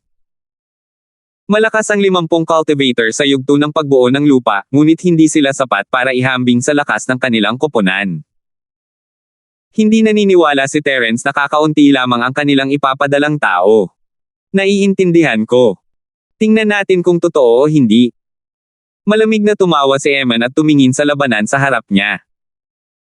Gayunpaman, sa sumunod na segundo, si Eman ay lubos na natigilan. Hindi pa kasama ang 50 nakamaskarang men in black, maging ang 20 ekspertong gwardya mula sa Spirit Beast Clan ay nawala na. Walang bakas ng labanan sa pinangyarihan, ni walang anumang pagbabago-bago ng spatial teleportation. Gayunpaman, ang malaking grupo ng mga tao ay nawala ng ganoon na lang, na parang hindi sila kailanman umiral. Anong nangyayari? Nasaan ang mga taong iyon? Agad na kinabahan ang mga miyembro ng angkan ng mga halimaw sa dagat. Kung naglaban lang sana ang dalawang grupo ng mga tao hanggang sa magkalat ang kanilang laman at dugo sa buong lupa, hindi sana sila magkakaroon ng anumang pagbabago sa emosyon. Gayunpaman, ang kakaibang sitwasyong ito ay talagang mahirap para sa kanila na bitawan. Ang takot ay nagmula sa hindi alam. Walang nakakaalam kung ang kapangyarihang naging sanhi ng pagkawala ng napakaraming eksperto ay biglang babagsak sa kanila, ngunit wala silang magagawa kundi ang pasibong magtanggol. Kuya Linford, anong nangyayari? May mga palatandaan ka ba? Sa sobrang lungkot ni Eman ay hindi na niya magawang mag-telepathy kaya't direktang tinanong niya si Terence. Hindi ko alam. Parang baliw na nag-scan ang spirit sense ni Terence, pero wala siyang nakitang kakaiba. Talagang nawala ang 70 masters. Madaling ipaliwanag kung lumitaw ang ilusyonaryong ambon na bitek sa kalawakan, ngunit walang pagbabago-bago sa espasyo rito. Tiyak na hindi ito kagagawa ng malaking palaka. Muntik nang umihi si Dimitri sa takot. Wala siyang pakialam sa pagkadismaya ni Eman ngayon habang desperadong sumisiksik siya sa depensa ng Sea Beast Clan. Dahil tila kamag-anak ng lalaking ito si Terence, hindi siya pinigilan ng mga gwardya ng Sea Beast Clan na pumasok. Ang tanging maituturing pa ring kalmado ay ang lalaking may itim na sombrerong kawayan. Nakatayo siya sa harap nila habang ang mga kamay ay nasa likod, na parang hindi niya nakita ang pagkawala ng 20 eksperto sa espiritong halimaw. Hindi man lang gumalaw ang itim na belo sa kanyang sombrerong kawayan. 6,289. Mag-ingat kayo, may umaataking kalaban. Walang oras si Terence para pakialaman ang lalaki. Ginamit niya ang kanyang sentido espirito at napansin niyang mayroong mahigit 20 nakamaskarang lalaking nakaitim. Lahat sila ay nasa ibabaw ng lupa at papalapit na sa kanya. Hindi nang ahas na maging pabaya ang mga gwardya ng angkan ng mga halimaw sa dagat at bumuo rin ng isang porma sayo ng labanan upang harangin si Eman. Bukod sa 2 eksperto sa yugto ng Sea Rift, halos 80% ng natitirang mga gwardya sa yugto ng paglikha ng lupa ang nawala. Tanging sina Stephen at Wen Xiao, pati na rin si Guxia, ang nanatili sa tabi ni Eman upang protektahan siya. Sa isang kisap mata, nagbanggaan ang dalawang panig. Hindi mabilang na mga pag-atake ang sumulpat nang muli silang maglaho. Lahat ng nasa labanan ay sabay-sabay na naglaho, tulad ng nakaraang sitwasyon. Sus Mariosep. Anong nangyayari? Muntik nang mabaliw si Eman. Napakaraming eksperto sa ilalim niya ang nawala sa isang iglap, paano pa siya magpapatuloy sa paglalakbay pagkatapos noon? Ang pag-atake ng mga espiritual na halimaw ay nasa loob ng kanilang inaasahan. Gayunpaman, ang kakaibang paraan ng pag-atake ay lampas sa kanilang imahinasyon.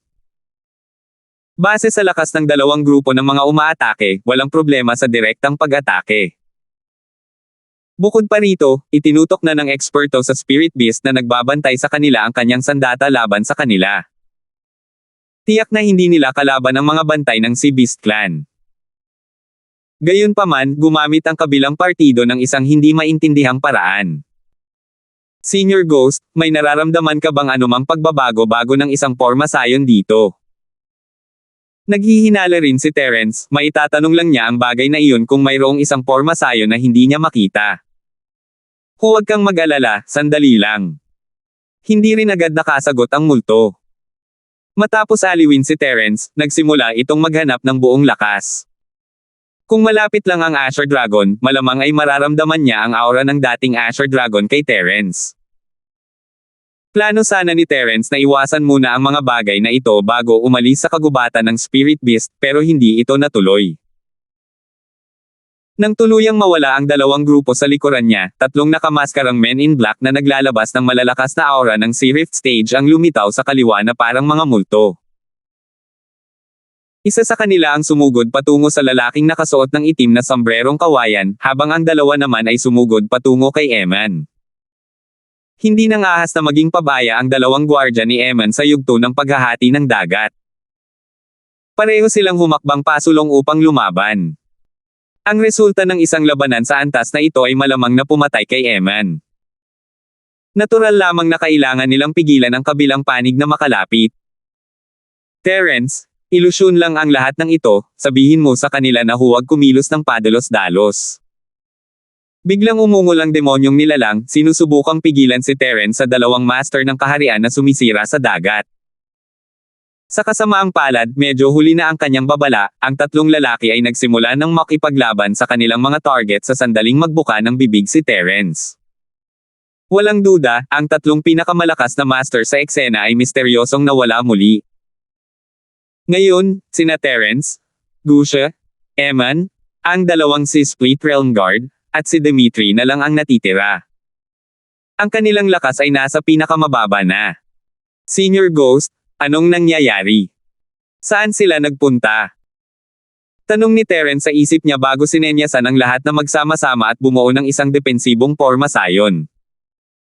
Kung hindi ako nagkakamali, may Dark Illusion Barrier dito. Ang mga lalaking nakamaskara na nakaitim na lumitaw kanina ay mga ilusyon lamang. Hanggat hindi niya sila papansinin, hindi sila maaapektuhan. Sino mang lumaban kay The Phantom ay makulong sa barrier, pansamantalang hindi makakatakas. Simpleng pagpapakilala ang ibinigay ng multo, na nagbigay daan upang maunawaan ni Terence ang kanyang kinakaharap. Ang ganitong uri ng Dark Illusion Barrier, ay maituturing na isang extension ng array. Maaari rin itong ituring na isang variant ng array. Ang mga taong nakulong sa barrier ay hindi mapapahamak sa loob ng maikling panahon. Ang kailangan mong bigyang pansin ngayon ay ang taong naglagay ng barrier na ito ay maaaring maglunsad ng isang tunay na pag-atake pagkatapos mahuli ang karamihan sa mga eksperto. Malinaw na nakita ng multo na pagkatapos gamitin ang barrier upang mahuli ang karamihan sa mga tao, ang mga may iwan ang magiging target ng pag-atake. Kung gayon, ang mga kalaban ba na lumitaw sa pagkakataong ito ay isang ilusyon o isang tunay na kalaban? Nakita ni Terence ang mahigit 20 Earth Opening Stage Masters na sumusugod, lahat ay nakaitim at may suot na maskara at may parehong nakakatakot na aura, walang pinagkaiba sa mga nauna. Kaya ang tanong ay, dapat ba nilang tanggapin ang hamon? O titignan lang niya kung masasaktan siya kahit naatakihin siya? Sa lakas ng iilang taong natitira sa iyo, sa tingin ko ang patuloy na paggamit kay Phantom ay parang paggawa ng bundok mula sa isang maliit na bantian. Hindi masyadong inisip ng multo, alam niya kung ano talaga ang kaya ni Terence. Kung mayroon lamang 20 cultivator sa yugto ng lupa, wala silang magagawa sa kanila. Kahit ano paman, subukan muna natin sila. Bahagyang ngumiti si Terence. Bukod kay Dimitri, ayaw niyang humiwalay sa kanilang lahat. Kaya naman, ang pinakaligtas na paraan ay natural na gamitin ang doppelganger para unang umatake bilang pagsubok. 1,000 pagbabago sa kagubatan ng kahoy. Daan-daang doppelganger ni Terence ang agad na pumuno sa distansya sa pagitan nila at ng lalaking nakamaskara, at mabilis silang nawasak ng matinding mga atake. Inaasahan na ito, hanggat hindi ilusyon ang kalaban, hindi matatanggap ng totoong katawan ni Terence ang atake ng kahit sino sa kanila, lalo na ang mga mahihinang clone na ito. Hanggat mapatunayan niya na totoo ang kalaban, natapos na sana niya ang kanyang misyon. Mag-ingat ka at protektahan ang sarili mo. Walang oras si Terence para magsalita. Umungol siya ng mahina at tumayo sa harap ni Ramlee, pinakawalan ang 10 maliliit na espiritong halimaw mula sa bag. Bago umalis sa kabisera, hinati ni Terence ang 20 maliliit na spirit beast sa 2 grupo, ang isang grupo ay para protektahan ang Skybolt na baboy, at ang isa naman ay kasama niya. Para itong pagkakaroon ng 10 Earth Stage Master na nagtatago sa dilim, at sa pagkakataong ito, naging kapaki-pakinabang sila. Libo-libong atakeng parang bumubukas ng lupa ang biglang sumiklab, tinakpan ng espasyo sa harap nila. Hindi inaasahan ng mahigit 20 nakamaskarang Men in Black na makakaharap ng ganito katindi at nakakabaliw na alon ng mga atake. Ang kanilang orihinal na pagtatansya ay hindi hihigit sa 3 o 4 sa kanila ang makakalaban nito, at wala man lang silang kakayahang lumaban. Hindi nila inaasahan na tatamaan sila ng isang palihim na atake bago pa man sila magkaroon ng pagkakataong lumaban. Sa isang kisap mata, 7 o 8 nakamaskarang lalaking nakaitim sa unang yugto ng paglikha ng mundo ang napunit dahil sa matinding pag-atake ng maliliit na espiritong halimaw. Ang natitirang 15 mas malakas ay kalahating malubhang na sugatan at kalahating bahagyang na sugatan. Ang mga natalo ay napakalaki. Nakakalungkot na matapos ilabas ng 10 maliliit na espiritong halimaw ang kanilang buong kapangyarihan, kinailangan pa nilang maghintay ng ilang panahon para makabawi. Kung hindi, sana ay sinamantala nila ang pagkakataong ito para maglunsad ng isa pang sunod-sunod na pag-atake, at maaaring napatay nila ang mahigit 80% ng mga lalaking nakamaskara na nakaitim. Ha. Lumalabas na isa lamang kayong grupo ng mga taong mukhang malakas sa labas ngunit mahina naman sa loob. Panoorin ninyo kung paano ko kayo haharapin. Humagalpak ng tawa si Gusha habang nagmamadaling lumabas. Matagal nang naghihintay ng walang tiyaga ang lalaking ito. Paano niya napapalampas ang magandang bagay ng pakikipaglaban? Hindi niya mapigilan ang mga naunang sunod-sunod na pag-atake ng Phantom dahil hindi nagbigay ng utos si Terence, at masyadong mabilis ang mga masters para mahabol niya. 6,270. Mas maayos na ngayon. Bagamat hindi napigilan ng clone ni Terence ang kalaban, napigilan naman ito sandali. Pagkatapos, ang atake ng maliit na Spirit Beast ay nagdulot ng hindi inaasahang epekto. Ito na ang pinakamagandang oras para umatake si Gusha. Bagamat nasa yugto pa lamang ng pagbubukas ng bundok ang lalaking ito, hindi dapat maliitin ang lakas ng pakikipaglaban ng maharlikang pamilya ng mga mutated sea beast. Hindi problema ang harapin ang mga ordinaryong halimaw sa yugto ng pagbubukas ng lupa. Sa isang palitan lamang ng salita, matagumpay na napatay ni Gusha ang isang lalaking nakamaskara na malubhang na sugatan. Kasabay nito, napigilan niya ang iba pang 3 eksperto sa Spirit Beast na bahagyang nasugatan. Sina Stephen at Wen Xiao, ang 2 tagapagtatanim ng ganap na antas ng paghahati ng lupa, ay umungal at pinrotektahan si Eman habang inilulunsad nila ang kanilang mga pag-atake ng buong lakas. Gusto nilang patayin ang ilan sa mas malalakas na kalaban sa lalong madaling panahon upang maibsan ang krisis sa pagkakataong ito. Hindi rin nanatiling walang ginagawa si Terence.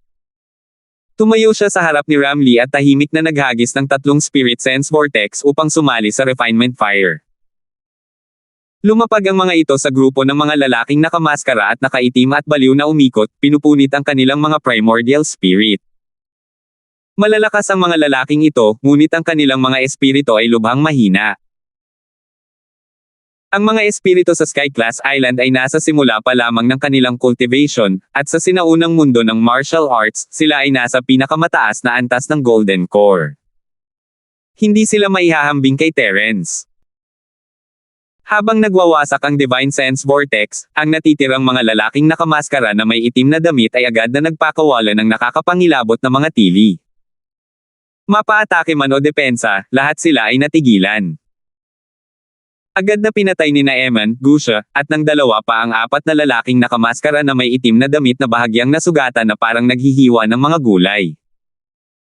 Kung alam ko lang na mahina ang kanilang mga sinaunang espiritu, hindi ko sana inilantad ang maliit na spirit beast.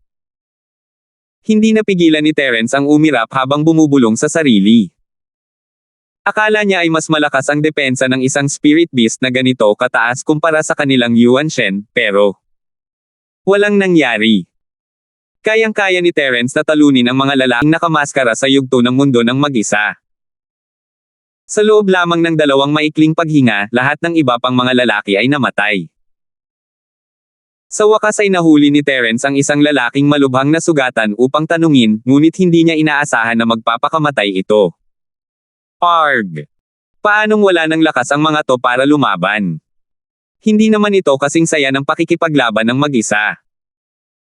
Iwinagayway ni Gusha ang kanyang mga braso at walang pusong bamulong na hindi sapat ang lakas ng kanyang kalaban. Sa kabilang banda, tiningnan ni Eman si Terence nang may makahulugang tingin bago tumango ng nakangiti. Kuya Linford, totoong tao ka talaga. Mas malakas ka kaysa sa ilan sa amin. Siguro nagbibiro lang si Brother Eman, nagkataon lang na may mga gamit ako para pigilan ang kalaban.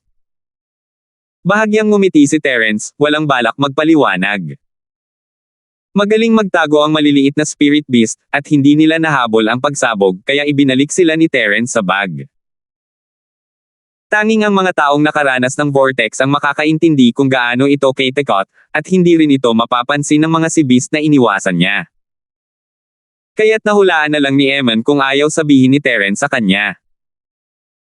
Hindi magandang magtanong tungkol sa barahan ng ibang tao, kung tutuusin, kaya hindi na siya nagtanong pa matapos itong baliwalain ni Terence. Kuya Linford, hindi pa rin natin alam kung nasaan ang iba. Ano ang dapat nating gawin? Matapos makita ang lakas ni Terence, hindi na mamalayang itinuring ito ni Eman bilang kanyang gulugod. Kapatid na Eman, nabasa ko ang tungkol sa sitwasyong ito sa isang sinaunang talaan. Malabo kong natatandaan na tila isa itong uri ng ilusyonaryong hangganan. Dapat ay nandito pa rin ang mga taong nawala, ngunit nakulong sila sa hangganan at hindi makatakas sa ngayon.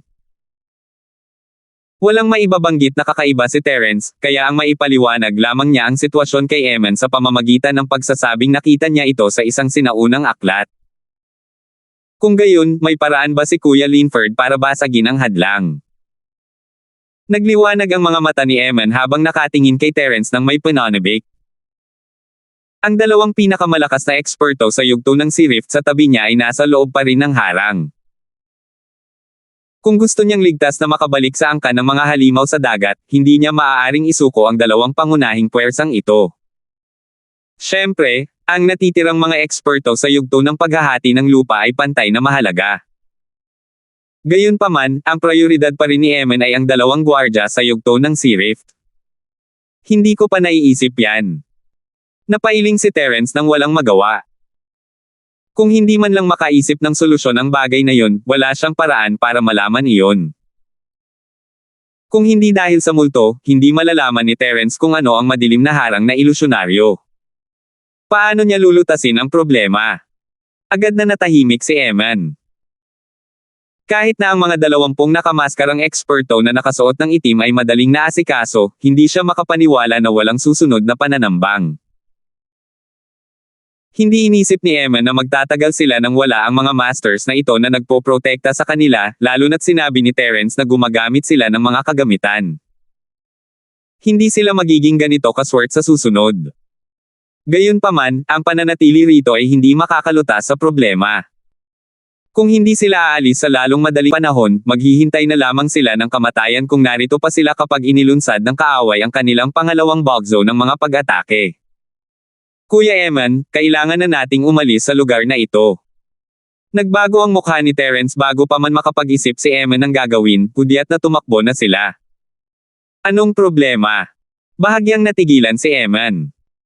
Ang paghingi sa kanya na sumuko sa mga gwardyang nakulong sa harang ay halos kapareho ng pagsuko ng isang anting-anting na naigil iligtas buhay. May isa pang malaking grupo ng mga eksperto mula sa angkan ng mga espiritong halimaw na paparating. Kabilang sa kanila ang mga nilalang na nasa yugto ng paghahati ng dagat. Hindi tayo ang kanilang katapat. Paliwanag ni Terence gamit ang isang boses, hudyat na umalis na sila. Kung ang grupong ito ay katulad ng mga nauna, hindi makakaramdam ng anumang pressure si Terence. Isang spirit sense na whirlpool ay sapat na para lipulin ang mahigit kalahati sa kanila. Ang problema ay napansin niya na ang mga spirit beast masters na ito ay hindi nakasuot ng itim na damit at maskara. Sa halip, lahat sila ay nakasuot ng puti, na parang natatakot silang hindi mapansin ng mga tao. Malinaw na hindi sila ang parehong grupo. Mahina ang espiritu ng lalaking nakamaskara, at mabilis siyang namatay matapos mahuli. Malinaw na isa siyang mandirigma ng kamatayan o kung ano paman, at malamang ay isang master na gumamit ng ilang sikretong pamamaraan para tulungan siyang lumago. Kaya naman madaling masira siya ng spirit attack ni Terence. Ang taong darating ngayon ay malamang na hindi ganoon kadaling harapin. Sa buong angkan ng mga spirit beast, kakaunti lang ang mga kaibigan ni Terence tulad ng Great Fire Lion, at lahat sila ay mahihinang nilalang. Ang mga taong nakaputi ay malinaw na hindi niya kaibigan, at kung harapin ang mga makapangyarihang spirit beast na ito na may masamang intensyon, kailan ba siya hindi dapat tumakbo?